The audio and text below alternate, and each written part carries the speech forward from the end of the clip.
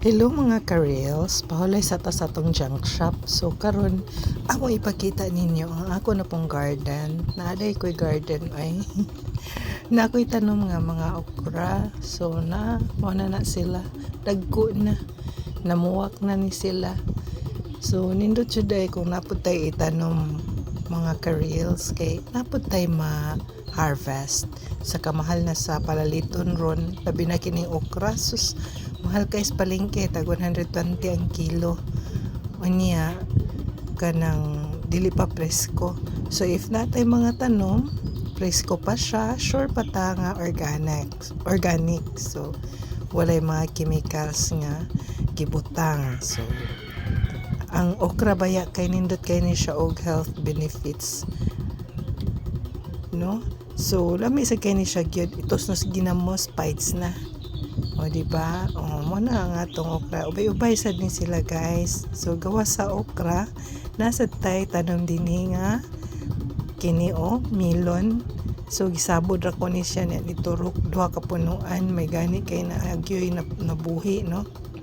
Unya gawa sa melon asa tay opo. So sa unom ka punuan nga akong gitisok, kanira gid siya may nabuhi o sa kabok nag-inasal.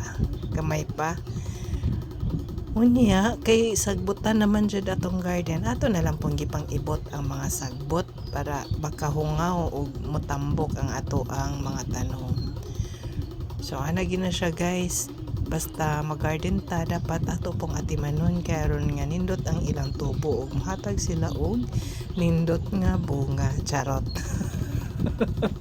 So mo na siya guys. So salamat guys sa inyong pagtan-aw, sa mga niabot diring dapita sa ako ang video.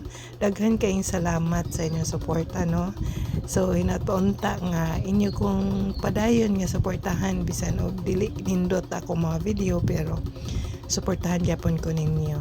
Palihog ko og follow sa ako ang profile. Ayaw lang ko i-add friend, pwede ra gyud i-follow diretso. Okay, so daghan kayong salamat ninyong tanan, no? Sa tanan nga mga nitan-aw sa ako ang video. Salamat jud kaayo. Ug sa tanan pa nga mo follow hinaot nga ma-monetize ta, charot ranta na mga kwarta.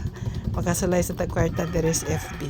Thank you so much everyone. God bless. So mo to. God bless. Bye-bye.